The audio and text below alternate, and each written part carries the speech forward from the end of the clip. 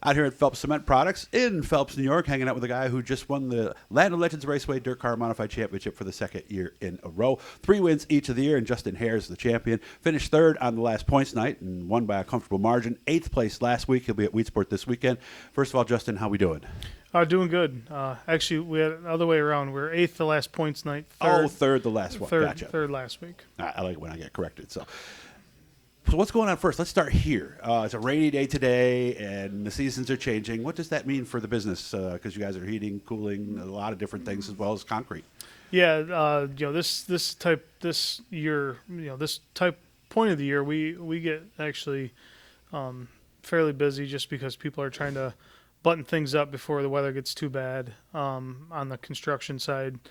So foundations and buildings and stuff, people are trying to wrap up before they got to heat them, and the cost goes, obviously gets pretty expensive when you got to heat the buildings and stuff when you're trying to do construction. So this type of year, Labor Day on, it gets pretty busy. So it's all weather dependent. Like I said, today's a rainy day, but we were pretty busy today delivering. So good things. When does it slow down, or does it?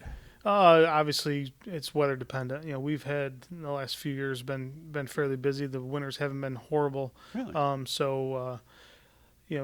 Right after the holidays, December, January, February is obviously usually our slowest month just because it's so cold. Makes sense. How cool was it to win championship? Not once, but 2 times in a row. Because 2 times is one thing, but twice in a row I think means a lot. Does it? Yeah, it was really cool, and it was pretty special because we've been at it at Land of Legends in Canada, before Land of Legends Canandaigua for a number of years, trying to win it, and so many second place finishes and a tie and this and that. So I forgot about the tie. It was it was pretty cool to get it, and that was one of our goals going into the season, is to kind of really focus on Land of Legends and getting the championship, and get as many wins obviously as possible. That was a key, because with wins usually will come a championship as long as you're pretty consistent. So definitely very excited for that, for my team and sponsors and everybody. They were really pumped up. Nice. I've always said that as you look back at a season, especially a championship season like yours, there's 1 or 2 nights that could have gone a different way that could have made things different. Was there a night that you recovered and ended up with a good finish, or something? Is there something that you say, if something didn't happen that night, I might not have got this? It's funny you said that, because the very first week, the opener, Larry White ended up winning. I ran second, and everybody was there. It was a big field of cars, Shepherd. Everybody was there, and I got into the inside uke tire and bent the front axle, and that goes both ways, because I went down the backstretch and actually lost the position because my steering kind of popped out of my hand and bent the axle and the tie rod and a couple things. So, but we were able to come back. I mean, we got back to second, and the car was pretty good. But there's a lot of things that could happen, and that was just one thing where we were able to still finish and get a good run. But there's so many things that happen throughout the course of a season where you're either the right part on a restart or the wrong part on a restart, and we're just fortunate to dodge some of that stuff. But other than that, it was a pretty clean year for us so far. So you had a tire at the beginning of the feature? Yeah, at the beginning of the feature, like the first couple laps, and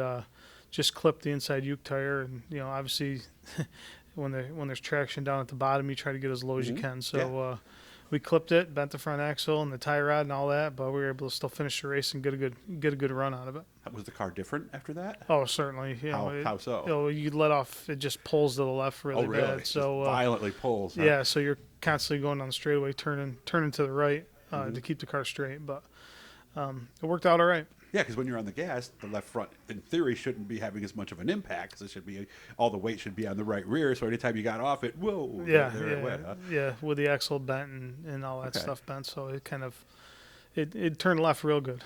Experience matters, right? So you use that to your advantage, then going into the corner kind of help pull you in, right? Yeah, you definitely got to change up your lines and do a couple things and make sure that you can keep the thing straight. Of course, there's other things that happen too.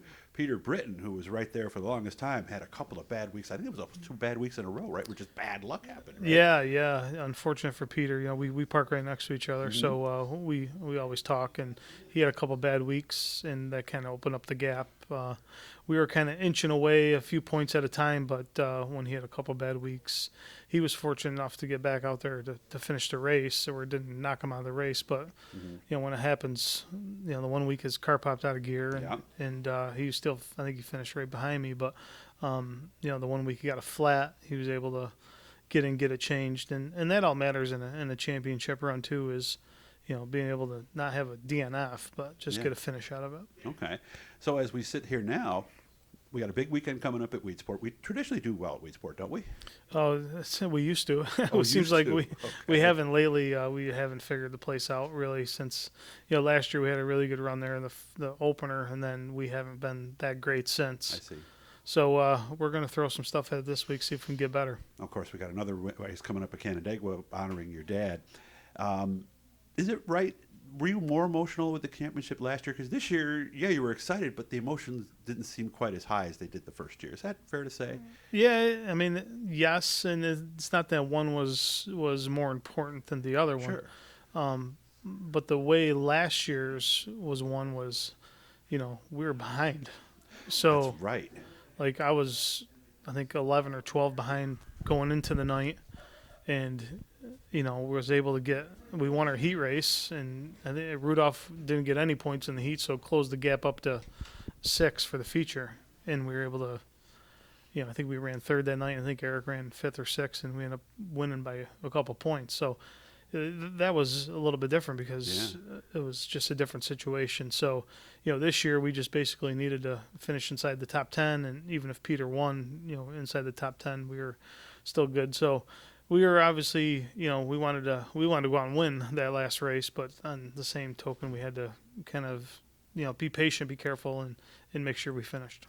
How tough is it racing the race that's coming up in 2 weeks, honoring your dad? How tough is that, just to pull in and go through the motions, or do you get busy enough that sometimes maybe you don't think about it as much? A little bit of both. When people are at the race that probably don't go all year long, that friends of the family and family members and just people that my dad knew, and maybe even racers from come from Ohio or whatever. We got friends from all over that just come for that race. One, because it's an off weekend, and two, because it's a race for my dad. So sure. You get busy enough throughout the night, but the constant reminder of people coming up that maybe you haven't seen, or family members, that kind of makes you think about it. So it should be a good car count. Obviously we there's a couple of big races going on that same day, but they always seem to draw a pretty good car count for my dad's race. So as busy as you are, once you start getting in the car and getting your belts hooked, your mind kind of goes to a different place anyway, doesn't it? Yeah, definitely. It definitely does. Once you strap your seatbelts on and all that stuff, you're just kind of you don't remember if it's a 35 lap or 100 lap, or you're just out there trying to get the job done. After all your years, how many years you been in mod now? 2005 was my first year. So this was his 17th, actually 18th year technically. Do you still get that rush when you hit the switch and that motor fires?